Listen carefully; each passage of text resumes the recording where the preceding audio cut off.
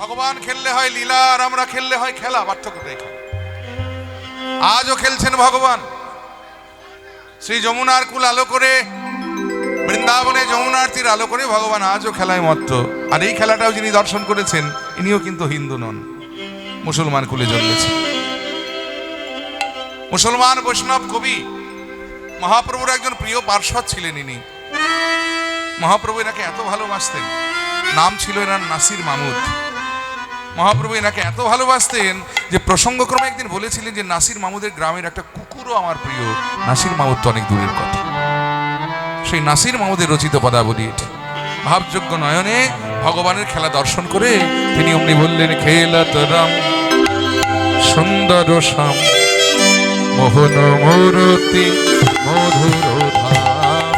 খেলাত রাম সুন্দর শ্যাম মোহন মূরতি মধুর ধাম। খেলাত রাম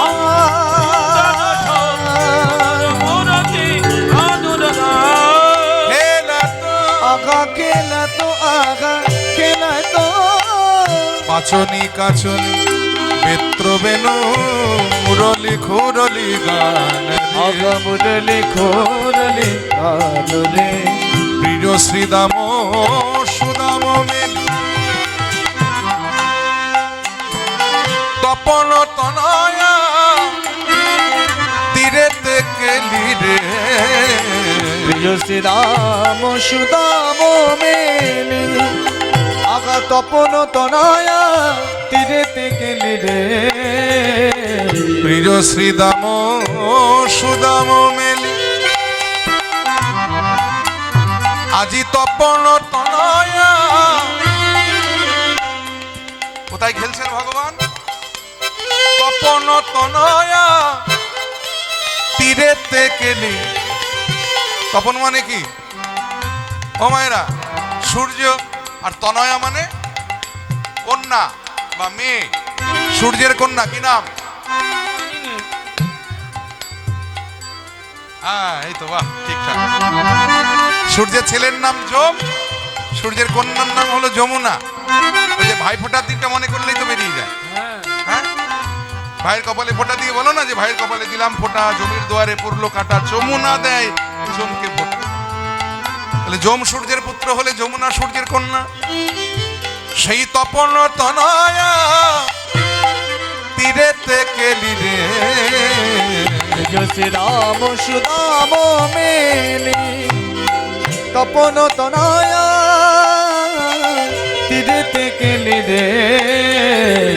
ধবলি শ্যামলি আউরি আউরি, ধবলি শ্যামলি আউরে আউরে। ফুকরি চলত গান রে। আগা ফুকরি চলত গান রে। আহা ফুকরি বলে আই ধবলি, আগা ফুকরি চলত বলে আই ধবলি আই শ্যামলি। আগা ফুকরি চলত গান রে। বয়সে কিশোর মোহন ভাত, আরে বদল ইন্দু জলদ কাতিরে।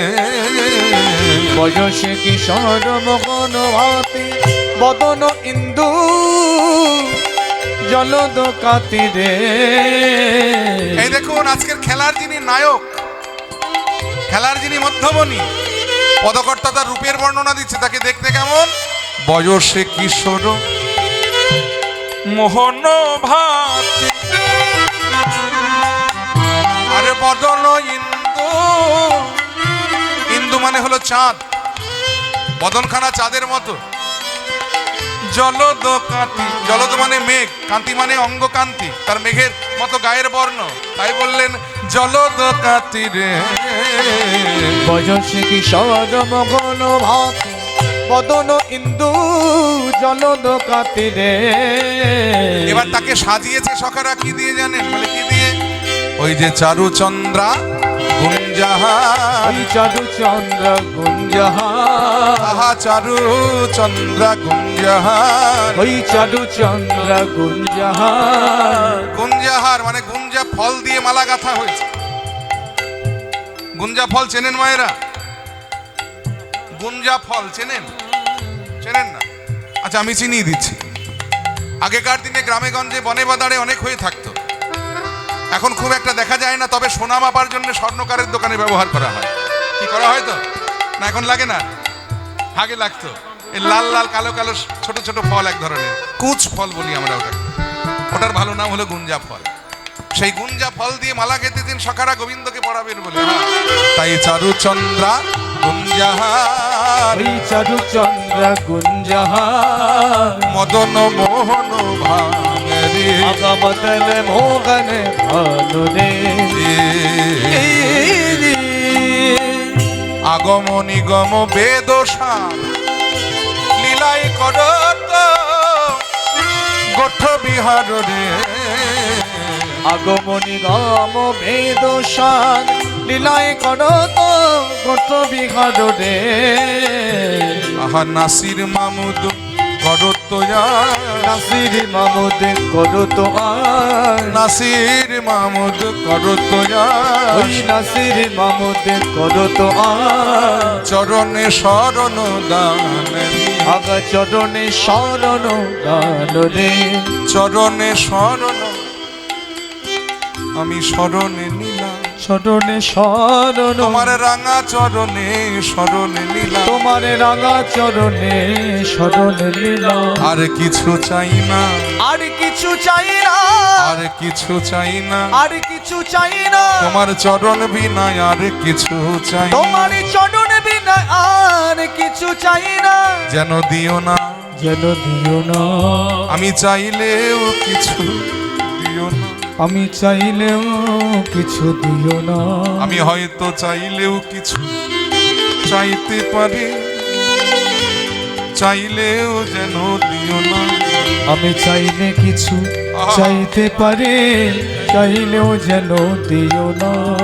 হে গোঠ বিহার তোমার চরণ দুখানি বিনে চাইলেও কিছু দিও না। হে গোঠ বিহারী চরণ দুখানি চাইলেও যেন দিও না।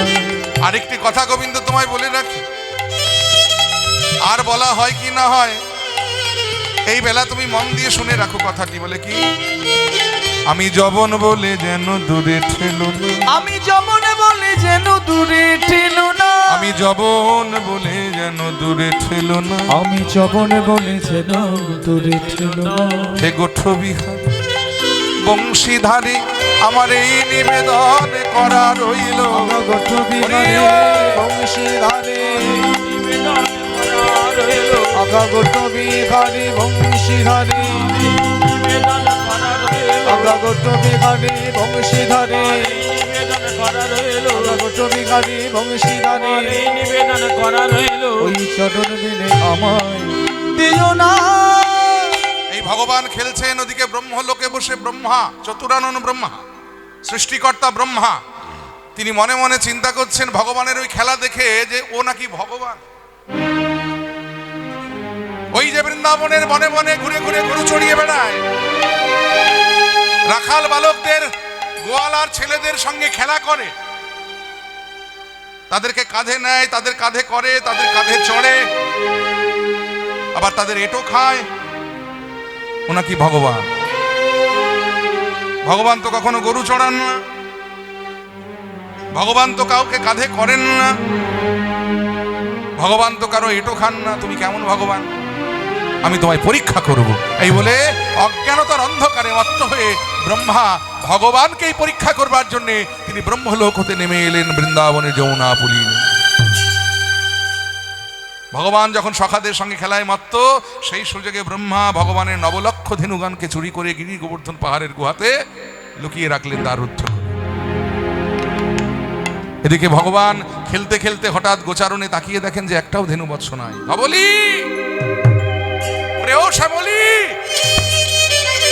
কোনো সাড়া নাই। ভগবান সখাগণকে বললেন, এই তোরা একটু বংশী বটের নিচে দাঁড়া, আমি যাই ধেনু বৎসগণকে খুঁজে নিয়ে আসি। সারা বনময় তন্ন তন্ন করে খুঁজে কোথাও যখন ধবলি শ্যামলিকে পেলেন না, ধেনু বৎসকে না পেয়ে ভগবান যখন পুনরায় বংশী বটের নিচে ফিরে এলেন, ওদিকে ব্রহ্মা ভগবানের অনুপস্থিতিতে তিনি পুনরায় ওই যমুনা পুলিনে এসে রাখালগণকে চুরি করে ওই গিরি গোবর্ধন পাহাড়ের গুহাতে লুকিয়ে রেখেছে। বংশী বটের নিচে ভগবান ফিরে এসে দেখলেন সেখানে রাখালগণ নাই, সখাগণ নাই।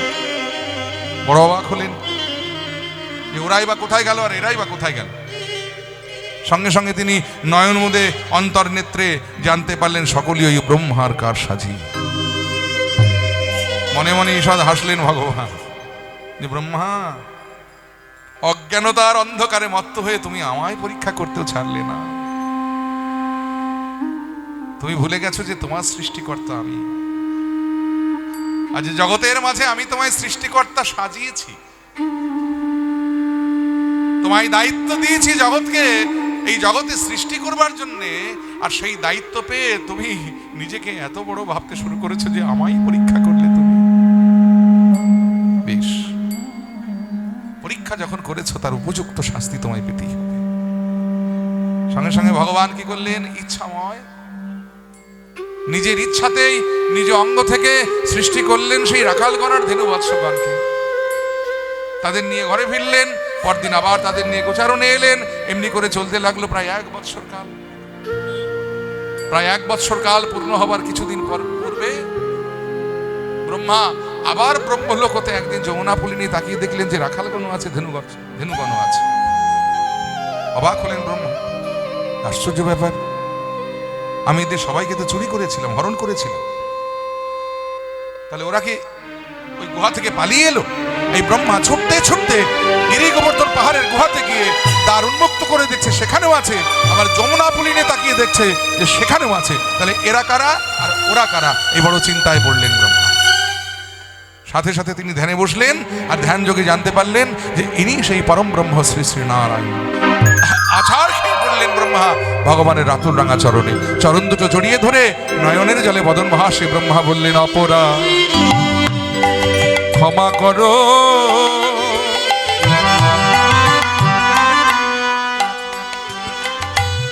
ওগো প্রভু নারায়ণ, তোমার নাভি কমলে হয়েছে আমার জনম। তোমার নাভি কমলে হয়েছে আমার জনম। আমার এই অপরাধ ক্ষমা কর, আমার অপরাধ ক্ষমা করো, আমার এই অপরাধ ক্ষমা কর, আমার অপরাধ ক্ষমা করো। আমি তোমায় ভুলে চিনতে নারি। ভগবান, আমি তোমায় চিনতে পারিনি। তোমার হতে আমি সৃষ্টি হয়েছি, মানে তুমি আমার পিতা আর আমি তোমার পুত্র। পুত্র যদি পিতার চরণে অপরাধ করে, পিতা কি সেই অপরাধের কথা মনে রাখে? তাই ছেলের অপরাধ বাবা না করে গ্রহ,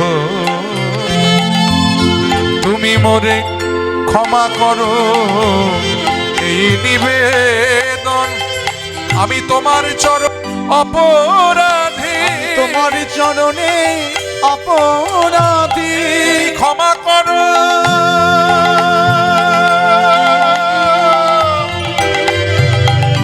ওহে গোষ্ঠ বিহারী, আমি তোমার চরণে অপরাধী, ওগো তুমি ক্ষমা করো। দুঃখ বিহারী তব চরণে অপরাধী, তুমি আমায় ক্ষমা করো।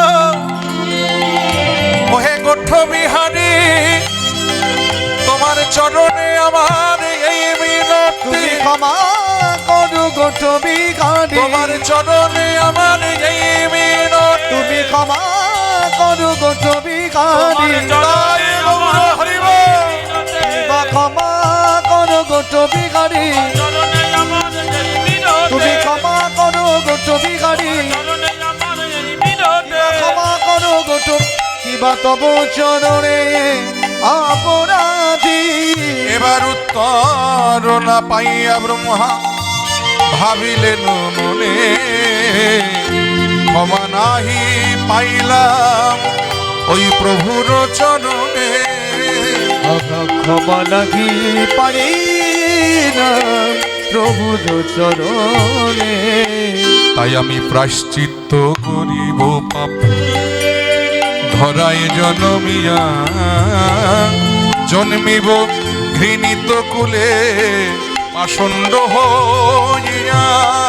জন্মিব ঘৃণিত কুলে পাষণ্ড হয়ে। এথায় নামির অভিন্ন নাম কভু না করিব। ওই নামির অভিন্ন না কবু না করিব। আর শত শত অত্যাচার আমি নীরবে সহিব। আমি নীরবে সহিব। দয়াময় দয়াময়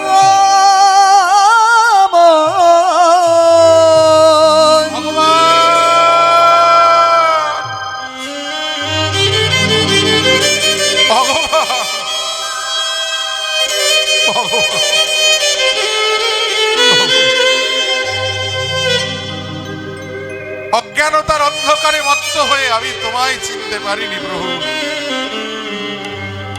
অপরাধ করেছি তোমার চরণে, তুমি আমায় ক্ষমা করো প্রভু। তুমি আমায় ক্ষমা করো। ভগবান হাসতে হাসতে বললে, ব্রহ্মা তুমি যদি আমার চরণে অপরাধ করতে আমি তোমায় ক্ষমা করে দিতাম, কিন্তু তুমি যে করেছো আমার ভক্তের চরণে অপরাধ। শোনোনি যে আমার হতে আমার নাম বড়, আর আমার নাম হতে আমার নাম গুণগানকারী ভক্ত বড়। সেই ভক্তের চরণে তুমি অপরাধ করে ফেলেছো। শুধু তাই নয় ব্রহ্মা, তুমি কি শোনোনি যে অবজানন্তি মাং মূঢ়া মানুষং তনুমাশ্রিত। যারা আমাকে নররূপে লীলা করতে দেখে মানুষের ন্যায় মনে করে, তুমিও তাদের মতো আমায় করেছো পরীক্ষা, আমায় করেছো অবজ্ঞা। তাই তোমায় দিলাম অভিশাপ, আগত জন্মে তুমি নরকুলে গিয়ে জন্মগ্রহণ করো।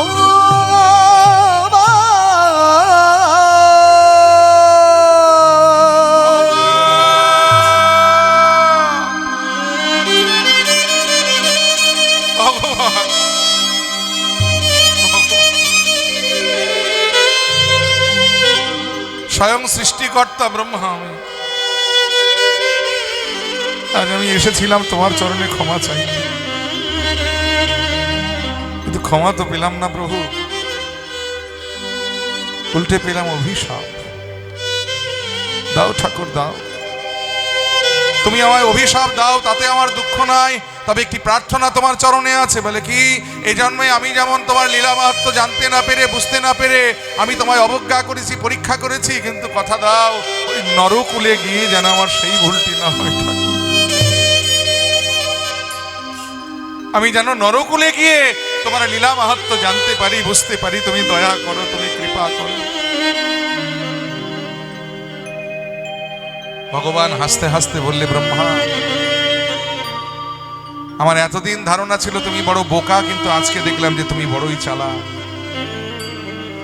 তুমি নরকুলে গিয়ে আমার লীলা মাহাত্ম্য জানতে বুঝতে চাইছো, কিন্তু আমি ছাড়া আমার লীলা মাহাত্ম্য তোমায় জানাবে, বোঝাবে কে?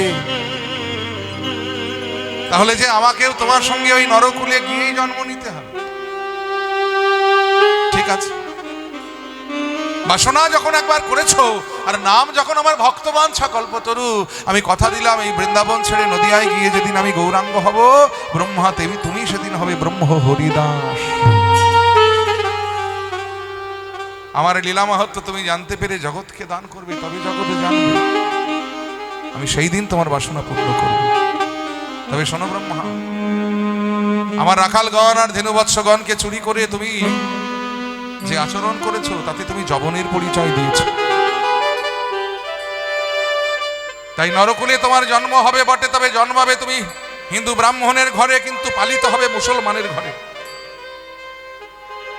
আর 22 বাজারে এই শাস্তি তোমায় ভোগ করতে হবে, 22 বাজারে তোমায় বেত্রাঘাত সইতে হবে।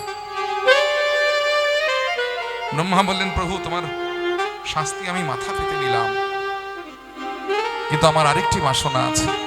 কি?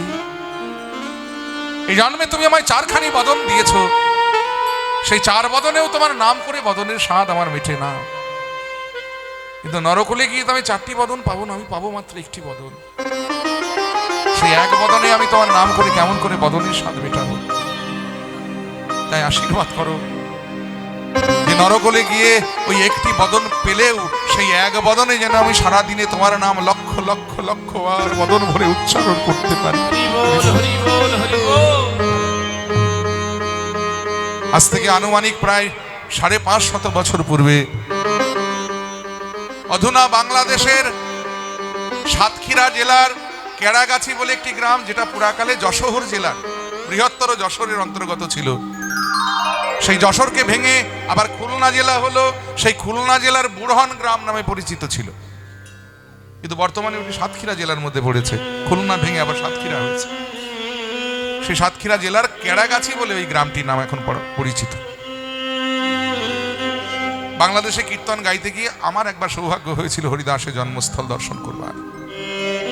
সেখানে গিয়ে ওখানকার যিনি মহন্ত মহারাজ আছে, দীর্ঘক্ষণ তার সঙ্গে বসে একটু কথোপকথন, হরিদাসের এই জন্মবৃত্তান্ত নিয়ে একটু দ্বিমত আছে। কোন গ্রন্থে লেখা আছে হরিদাস মুসলমানের ঘরে জন্মেছেন, আবার কোন গ্রন্থে লেখা আছে হরিদাস হিন্দু ব্রাহ্মণের ঘরে জন্মগ্রহণ করেছে। হরিদাসের যে জন্মস্থল, সেখানকার যে মতবাদ, সেটা হলো হরিদাস হিন্দু ব্রাহ্মণের ছেলে, পালিত হয়েছেন মুসলমানের ঘরে, যার বাবার নাম ছিল সুমতি মিশ্র এবং মায়ের নাম ছিল নারায়ণী দেবী। জয় নিতাই।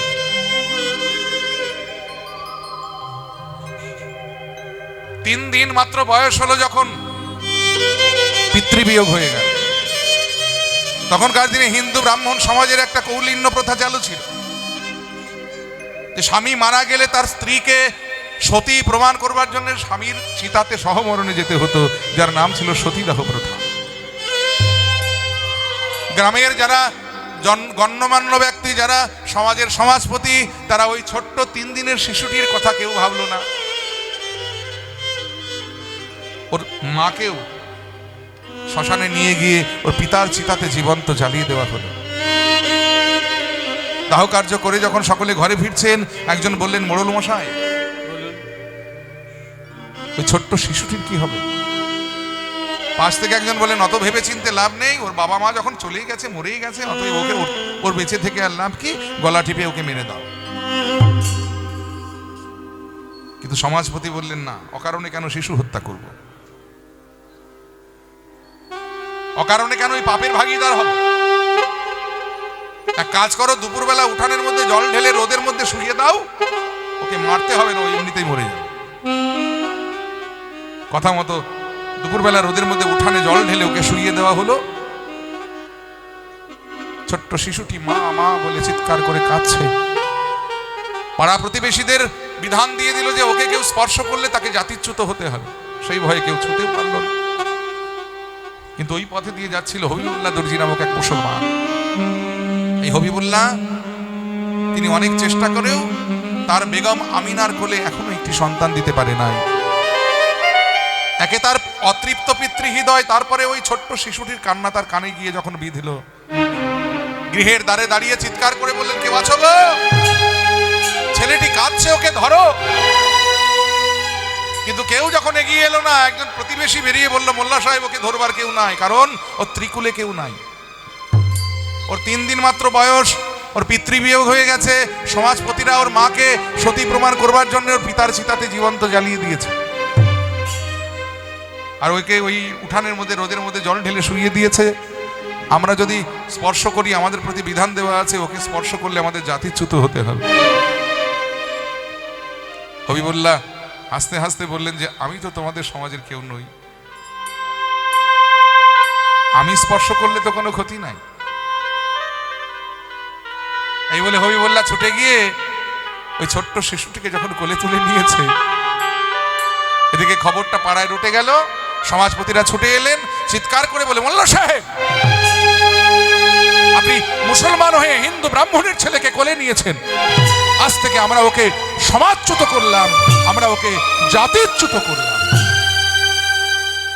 হবিবুল্লাহ বললেন, বেশ, আপনাদের সমাজে যদি ওর কোনো স্থান নাই,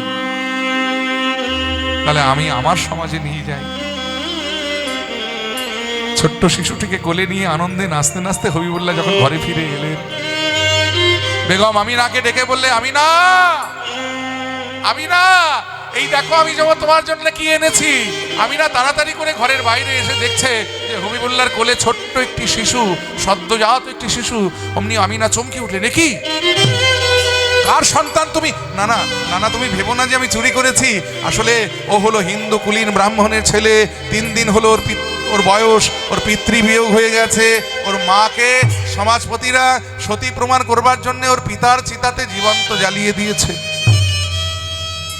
উঠানে শুয়ে শুয়ে কাঁদছিল, ওকে ধরবার কেউ ছিল না। আমি ছুটে গিয়ে ওকে কোলে নিয়েছিলাম বলে সমাজপতিরা ওকে জাতিচ্যুত করেছে। আমি তো এতদিন ধরে চেষ্টা করে তোমার কোলে একটি সন্তান দিতে পারি না। তুমি পারবে না, পারবে না এই সন্তানকে নিজের সন্তান রূপে বড় করতে। আমিনা ছুটে গিয়ে ওই ছোট্ট শিশুটিকে কোলে তুলে নিয়ে বুকে জড়িয়ে ধরে আদরের আদরে চুম্বনে চুম্বনে বদন ভরিয়ে তুলেছে। হবিবুল্লাহর পানে চেয়ে বললেন, ও আমাদের ছেলে, আমাদের সন্তান। ওর নাম কি গো? হবিবুল্লাহ বললেন, ওর তো নাম আমি জানি না, তবে ত্রিকুলে ওর তো কেউ নাই, সব তো হারিয়েছে। তাই এসো, আমরা ওর নাম দিলাম হারেশ। নামকরণ হয়ে গেল। হবিবুল্লাহ আমিনার স্নেহে ধীরে ধীরে ছোট্ট হারেশ বড় হতে লাগলেন। ছেলেবেলা থেকেই তার কৃষ্ণ নামে এত প্রেম যে কৃষ্ণ নাম শুনলে অঝরে নয়নের বাড়ি বিগলিত হয়। কৃষ্ণ নাম শুনে সে পাগলের মতো কেঁদে বেড়ায়। 5 বছর যখন বয়স হলো, ছেলের এই কৃষ্ণ প্রীতি দেখে হবিবুল্লাহ মনে মনে চিন্তা করলেন যে এ ছেলেকে তো এইভাবে আটকানো যাবে না। ওকে যদি কৃষ্ণ নাম ভোলাতে হয়, ওকে মসজিদে নিয়ে গিয়ে নামাজ পড়াতে হবে। তাই হবিবুল্লাহ ছোট্ট হারেশের হাত ধরে মসজিদে নিয়ে যান নামাজ পড়তে। হবিবুল্লাহ যখন সকলের সঙ্গে মসজিদে নামাজ পড়তে ব্যস্ত, আর ছোট্ট হারেশ মসজিদের একটি কোণে বসে বসে তখন নয়নের জলে বদন ভাসিয়ে বলে, কৃষ্ণ কেশব, কৃষ্ণ কেশব, সুধা মাখা এই নাম, হরি নাম, মধু মাখা এই নাম। কৃষ্ণ কেশব, কৃষ্ণ কেশব, সুধা মাখা এই নাম, হরি নাম, মধু মাখা এই নাম। কৃষ্ণ কেশব, কৃষ্ণ কেশব, সুধা মাখা এই নাম, হরি নাম, মধু মাখা এই নাম। কৃষ্ণ কেশব, কৃষ্ণ কেশব, সুধা মাখা এই নাম, হরি নাম, মধু মাখা এই নাম। নাম জপরে জপরে জপরে রসনায়, জপরে জপরে জপরে রসনায়, নাম জপরে জপরে জপরে রসনায়, জপরে জপরে জপরে রসনায়। সুধা মাখা এই নাম, হরি নাম, মধু মাখা এই নাম। জপরে জপরে জপরে রসনায়, জপরে জপরে জপরে রসনায়। সুধা মাখা এই নাম, হরি নাম, মধু মাখা এই নাম। কৃষ্ণ কেশব, কৃষ্ণ কেশব, সুধা মাখা এই নাম, হরি নাম, মধু মাখা এই নাম। কৃষ্ণ কেশব, কৃষ্ণ কেশব, সুধা মাখা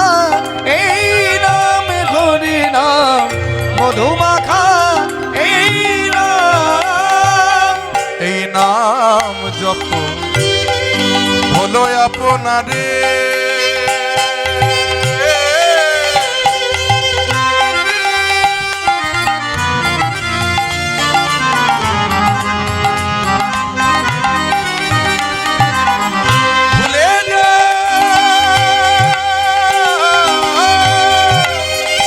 ভুলে যা ভুলে যা ভুলে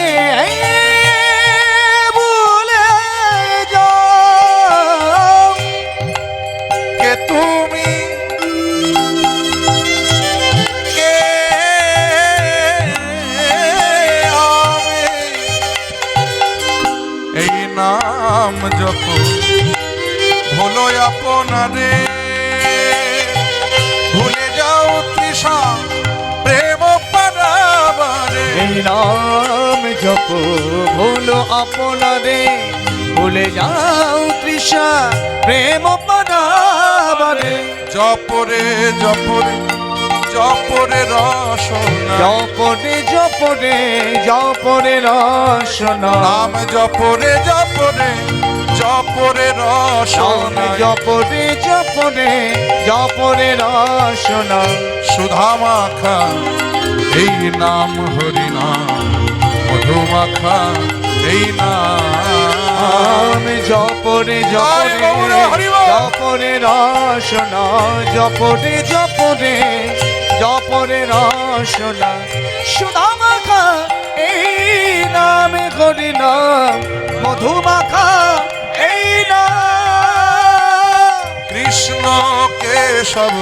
কৃষ্ণ কেশব সুধা মাখা এই নাম হরি নাম মধু মাখা এই নাম কৃষ্ণ কেশব কৃষ্ণ কেশব সুধা মাখা এই নাম হরি নাম মধু মাখা এই নাম হরেশ হরেশ চুপ কর বাবা চুপ কর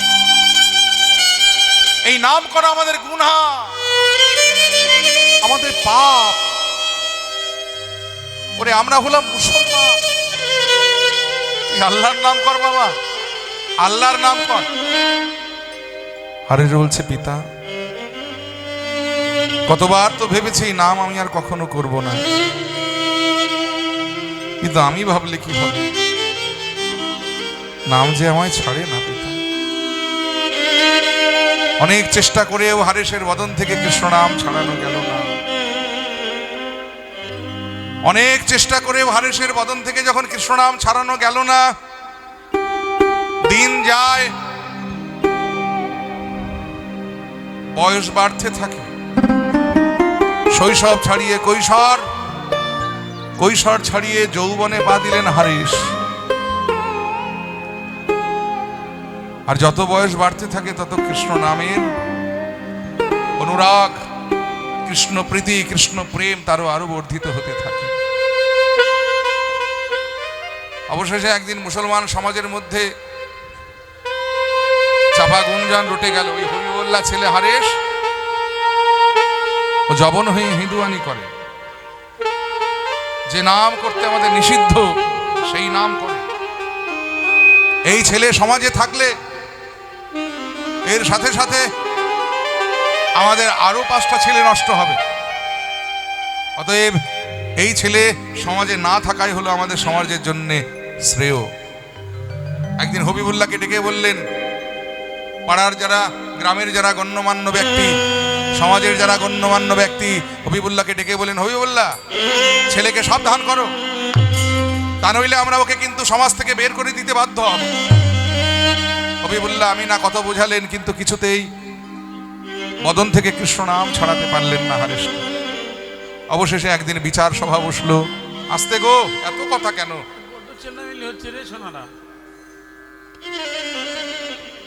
এত চিল্লামিল্লি হলে হবে কেন একে তো রাস্তার গাড়ি ঘোড়ার এরকম আওয়াজ তারপরে আপনারাও যদি চেঁচান বুঝতে পারছি জায়গা কম ভক্ত সংখ্যা অনেক বেশি হয়ে গেছে এই জায়গা আন্দাজে এই জন্যই তো কমিটির দাদারা নতুন জায়গা খুঁজছে যাতে আসরটা একটু বড় করা যায়। আর সেই চিন্তা করেই তারা ভিক্ষার ঝুলি নিয়ে আপনাদের কাছে যাবে। আপনারা যে যা পারবেন কৃপা করে দান করবেন, যাতে আপনাদের এই কষ্ট আপনাদের আর না থাকে। মন্দিরটা একটা ভালো জায়গায় বড় করে অনুষ্ঠিত হবে, অনেক খরচা আছে তার জন্যে। আমাদের সন্দীপ ভাই, কমিটি দাদারা আপনাদের কাছে ভিক্ষার ঝুলি নিয়ে যাচ্ছে। আপনারা যে যা পারবেন কৃপা করে দান করবেন। জানবেন দান কখনো বৃথা যায় না, দান সদা সর্বদা ভগবানের শ্রীচরণে তোলা থাকে। নিতাই গৌর হরিবোল হরিবোল। নিজেদের হরিবাসর নিজেরা বসতে হবে, অপরকে বসার সুযোগ করে দিতে হবে, চিৎকার চেঁচামেচি নয়। বসুন। জয় নিতাই। কোথায় ছিলাম যেন? মানে গ্রাম থেকে বার করে দেওয়া হবে এই বিধান হয়ে গেল। আর একদিন বিচার সভা বসলো, বিচার সভায় সবাই ঠিক করলো যে এই ছেলেকে এই গ্রাম থেকে বার করে দাও। আদেশ যখন হয়ে গেল গণ্যমান্য ব্যক্তিদের, সমাজপতিদের, হারেশ গ্রাম ছেড়ে, বাড়ি ছেড়ে, পিতামাতাকে ছেড়ে চলে যাচ্ছে। আমিনা কাঁদছে, হবিবুল্লাহ কাঁদছে, নয়নের জলে বদন ভাসিয়ে হবিবুল্লাহ বললেন, বাবা হরিবোল হরিবোল। সেই 3 দিন তোর বয়স, তখন তোকে নিয়ে এসেছিলাম, কত স্নেহ দিয়ে কত ভালোবাসা দিয়ে তোকে বড় করেছি। আমিনা বলছে, হারেশ কোনোদিন তোকে মায়ের অভাব বুঝতে দিইনি, আজ চলে যাবি বাবা। এই দুঃখিনী মাকে কাঁদিয়ে কোল শূন্য করে তুই চলে যাবি। এখনো সময় আছে হারেশ, আমার কথা শোন, ওই নাম ছাড়। সমাজপতিদের হাতে পায়ে ধরে আমরা তাদেরকে বোঝাবার চেষ্টা করব। হারেশ বললেন, তার হয় না, আমার যে ডাক এসে গেছে, যেতে যে হবে, এই বন্ধন যে আমার আর সহ্য হচ্ছে না, হরিবোল হরিবোল। আমায় যেতে দাও মা, বিদায় দাও তবে যাবার বেলায়। একটি কথা শুধুই বলে যায়, জনম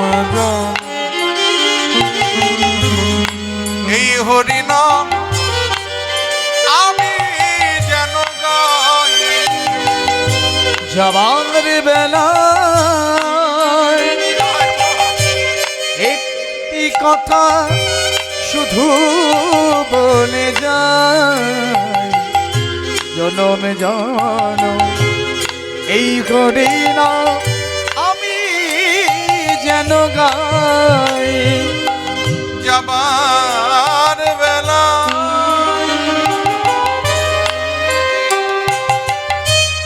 একটি কথা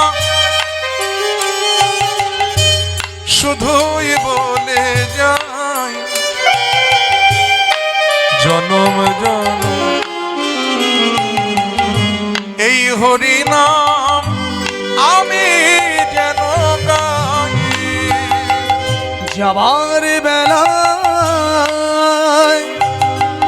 একটি কথা শুধু বলে যায়, জনমে জনম এই ঘরে নাম আমি যেন গাই। মাগো যেদিন আমি রইব নয়ন, যাব গো বহু দূরে।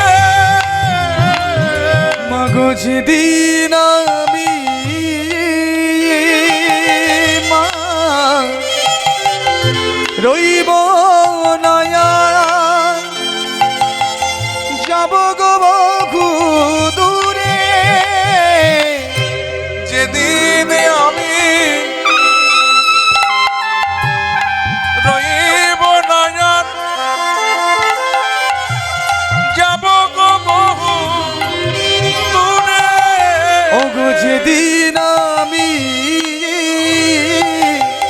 রইব নয়ন, যাব গো বহু দূরে। একটি সাধের প্রদীপ জ্বালিয়ে দিও কৃষ্ণ নামের সুরে। মাগো যেদিন আমি রইব নয়া যাব গো বহু দূরে, সাধের প্রদীপ জ্বালিয়ে দিও কৃষ্ণ নামের সুরে। আগো আমি চলে যাই, শুধু মনে যাই, আমি চলে যাই, শুধু মনে যাই। সবার ক্ষমার মাঝে যেন পাই আমি ঠাঁই।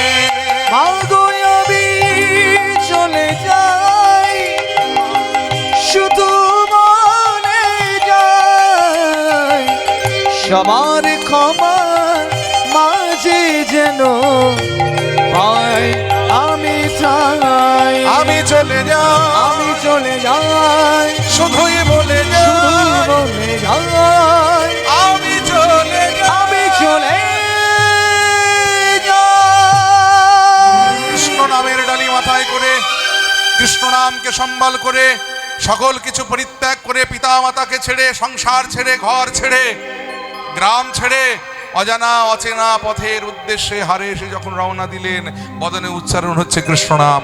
মুরারি মুকুন্দ জগদানন্দ, নামের বর্ণে বর্ণে সুধা ঝরে। মুরারি মুকুন্দ জগদানন্দ, নামের বর্ণে বর্ণে সুধা ঝরে। মুরারি মুকুন্দ জগদানন্দ, নামের বর্ণে বর্ণে সুধা ঝরে। ওই মুরারি মুকুন্দ জগদানন্দ, নামের বর্ণে বর্ণে সুধা ঝরে।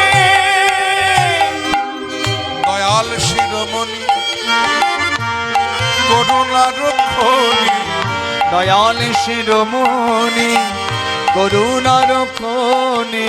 দয়াল শিরোমণি করুণা রক্ষণী, দয়াল শিরোমণি করুণা রক্ষণী। এই বিশ্বময় চরাচরে বর্ণে বর্ণে শোভা ধরে। তাই গৌর হরি বল। মুকুন্দ জগদানন্দ, নামের বর্ণে বর্ণে সুধা ঝরে। ওই মুরারি মুকুন্দ জগদানন্দ, নামের বর্ণে বর্ণে সুধা ঝরে।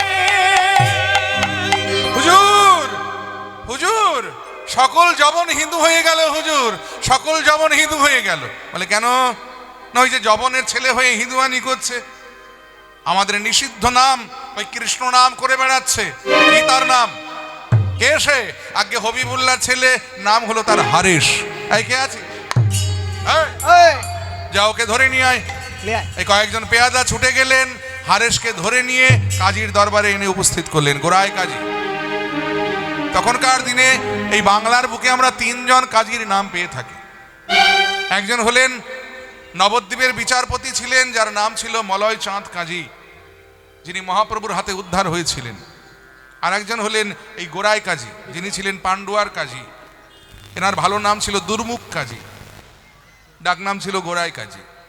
আর একজন কাজীকে আমরা পেয়ে থাকি, তবে তাকে আমরা নাটক নভেলে বেশি পেয়ে থাকি, যার নাম ছিল ভাবনা কাজী।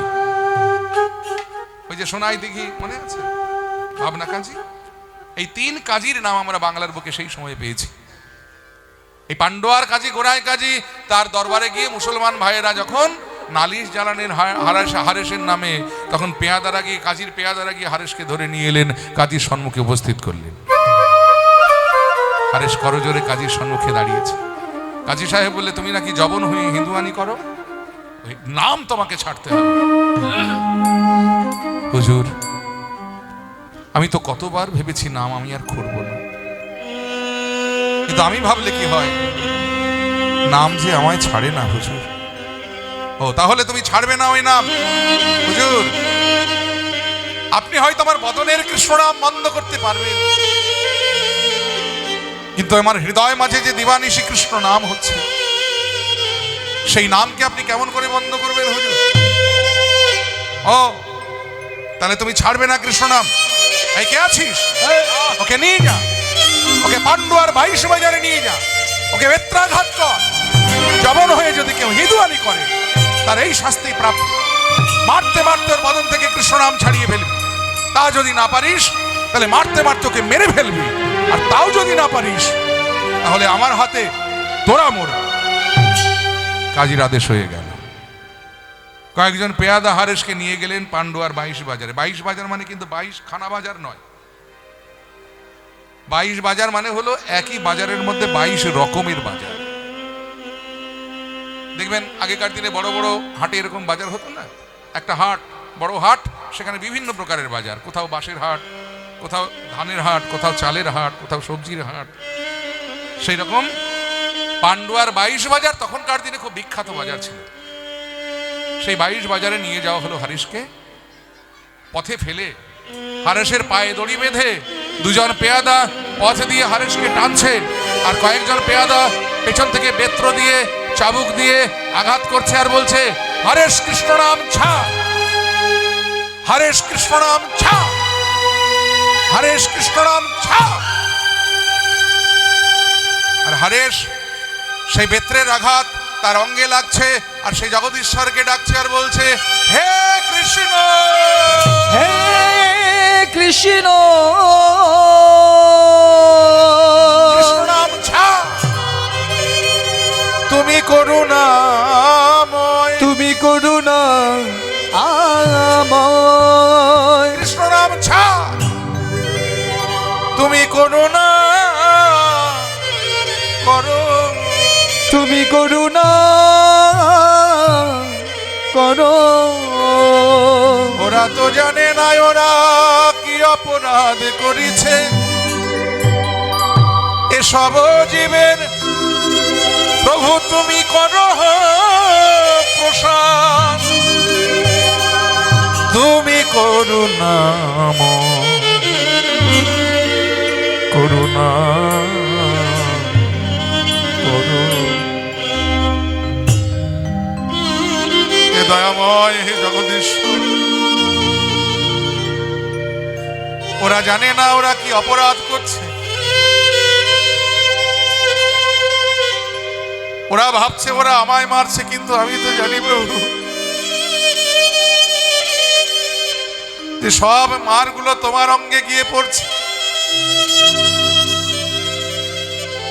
কারণ ওরা তো জানে না যে আমি আমার দেহটা তোমায় সঁপে দিয়েছি।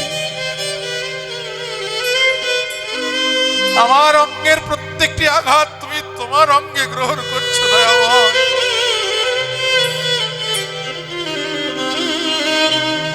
আমি করেছি অপরাধ, আর আমার সন্তাপ, আমার অপরাধের বোঝা তুমি বহন করছো।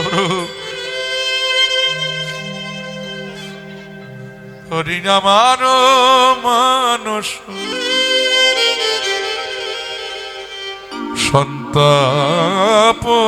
সন্তাপনাশিতে, ইথে যদি তোমার দুঃখ হরি আমার মানুষ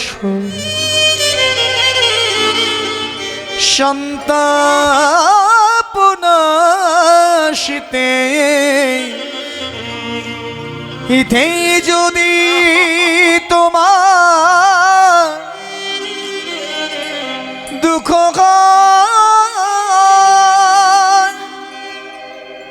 হরি আমার মানুষ সন্তাপনাশিতে, ইথে যদি তোমার দুঃখ হরি আমার তাই গৌর মানস হরি বল। সন্তাপনাশিতে হিতে যদি তোমার দুঃখ হয়, আমার যা হবার তাই হবে, তুমি কেন দুঃখ পাবে?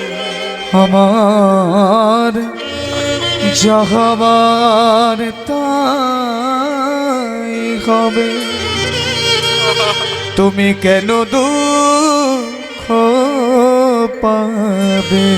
আমার যা হবার তাই হবে,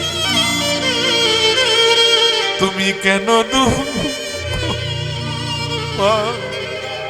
আমার যাহাবার তাই হবে, তুমি কেন দুঃখ পাবে? তুমি সুখে থাকো হে সুখময়।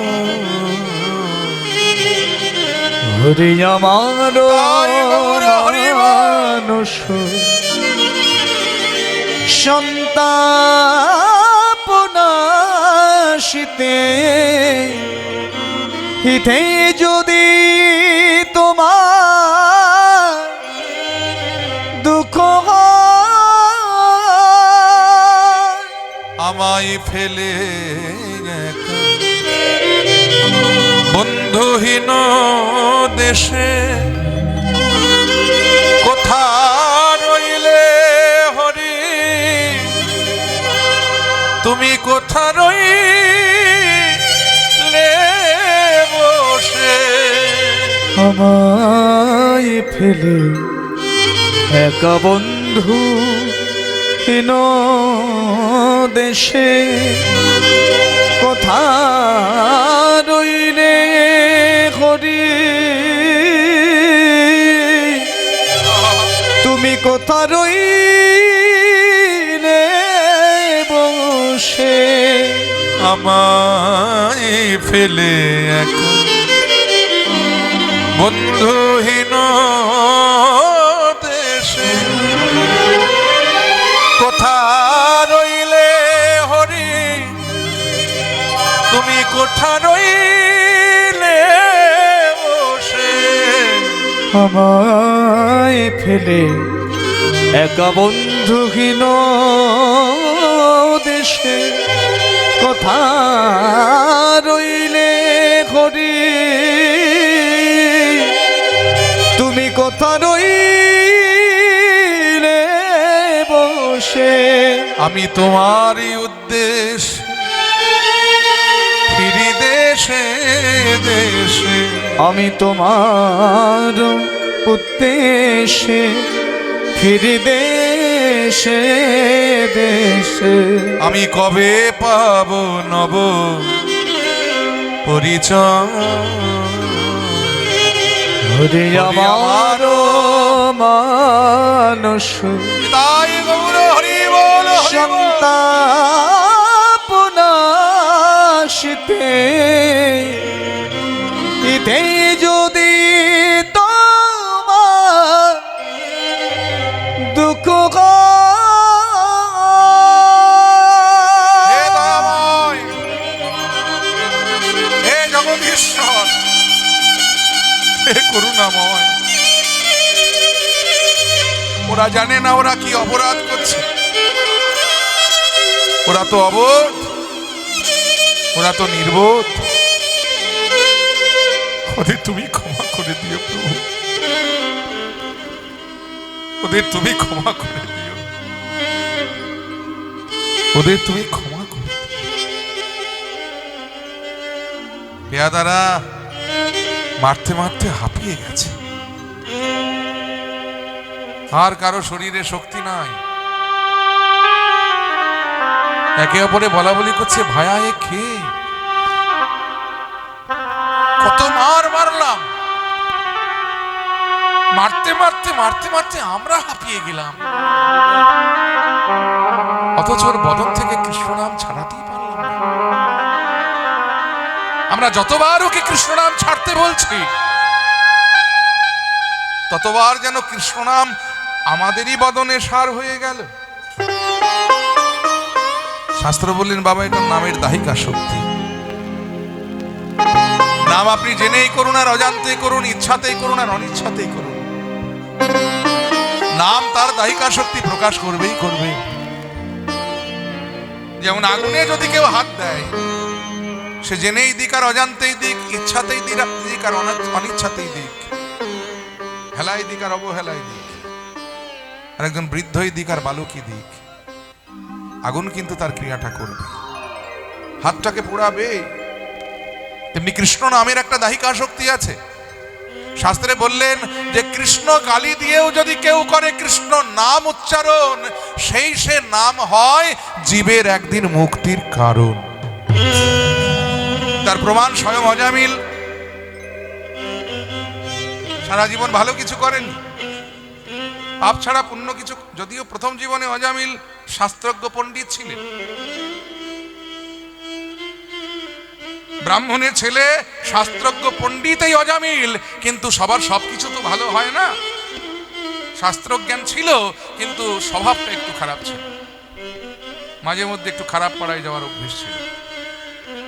আর সেখানে যেতে যেতে এক পতিতার প্রেমে পড়ে যায়, তাকে বিবাহ করে ঘরে তোলে, পিতার দ্বারায় ত্যায্য পুত্র হয়ে যায়, সমাজের দ্বারায় সমাজ চ্যুত হয়ে মাঠের মধ্যে এক বৃক্ষতলায় পাতার কুটির বেঁধে ওই পতিতাকে নিয়ে সংসার বাঁধে অজামিল।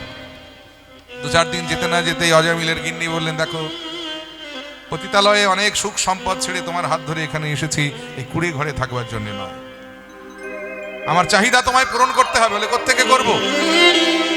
আমি সমাজচ্যুত ব্রাহ্মণ, আমায় কে কাজ দেবে? বলে চুরি করো।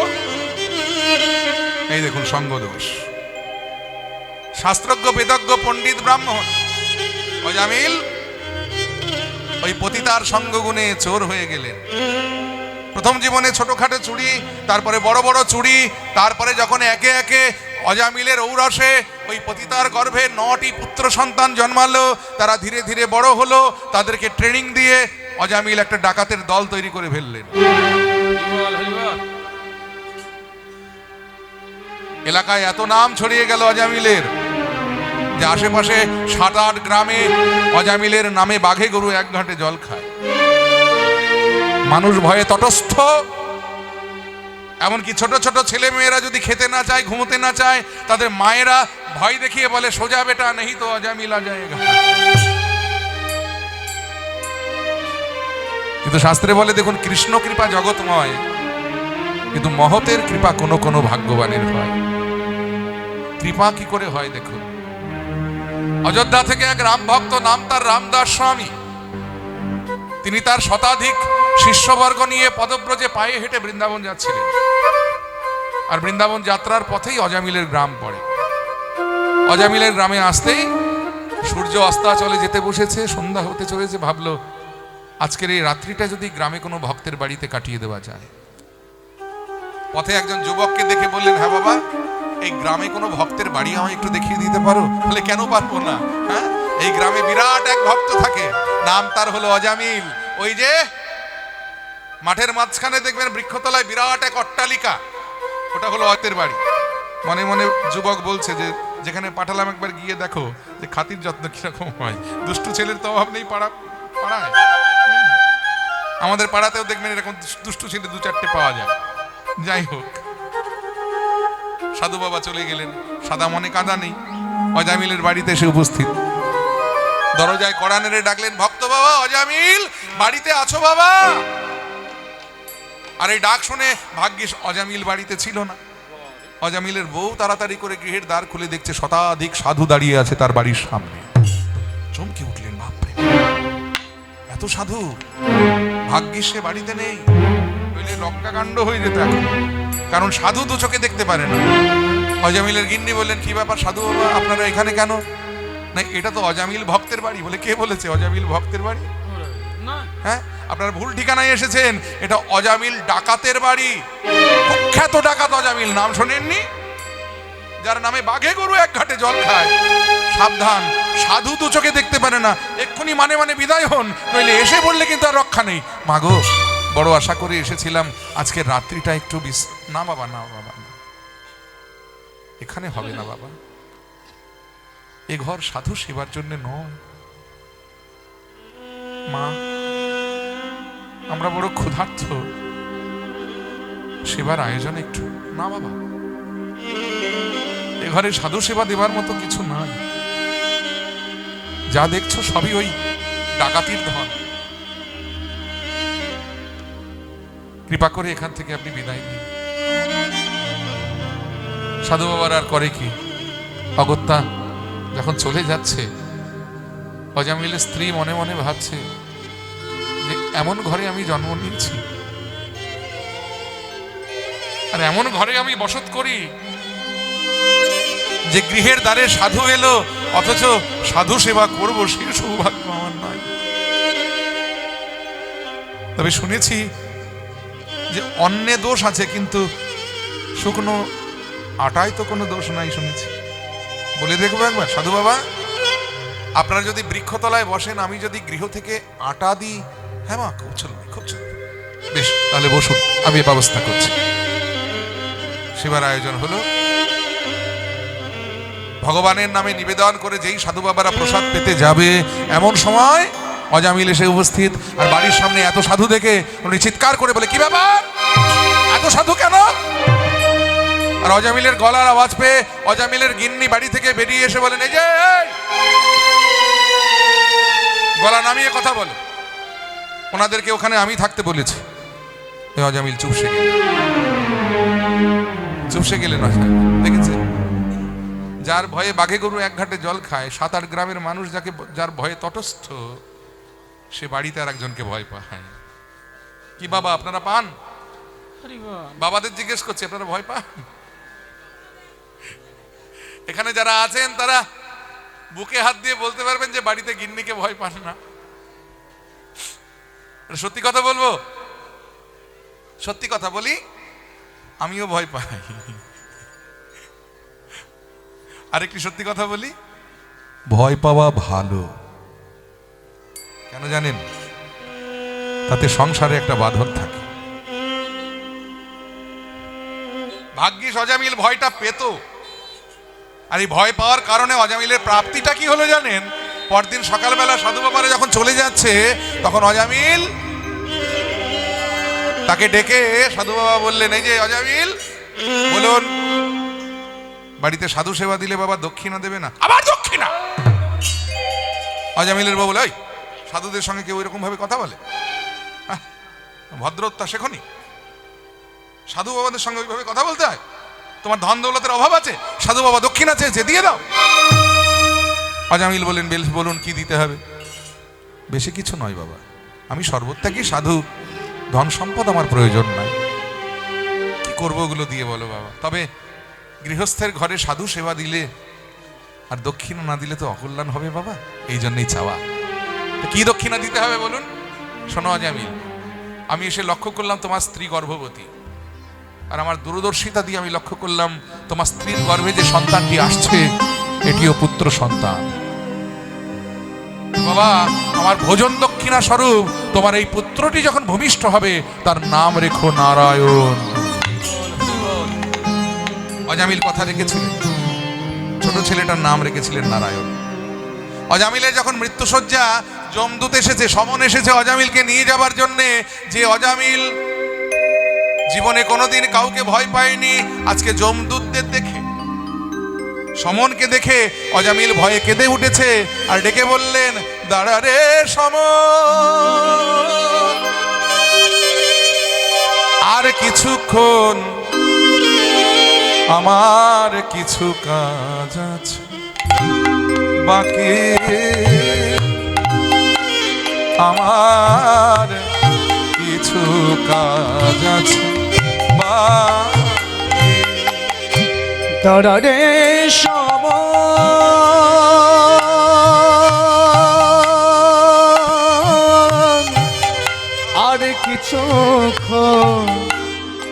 আমার কিছু কাজ আছে বাকি, আমার কিছু কাজ আছে বাকি। আমার আঙিনার মাঝে নারায়ণ বিরাজে, আমার আঙিনা মাঝে নারায়ণ বিরাজে, আমার আঙিনার মাঝে নারায়ণ বিরাজে, আমার আঙিনা মাঝে নারায়ণ বিরাজে। আমি একবার তারে ডাকি, দাঁড়ারে সময় আর কিছুক্ষণ, আমার কিছু কাজ আছে বাকি, আমার কিছু কাজ আছে বাকি, আমার কিছু কাজ আছে বাকি।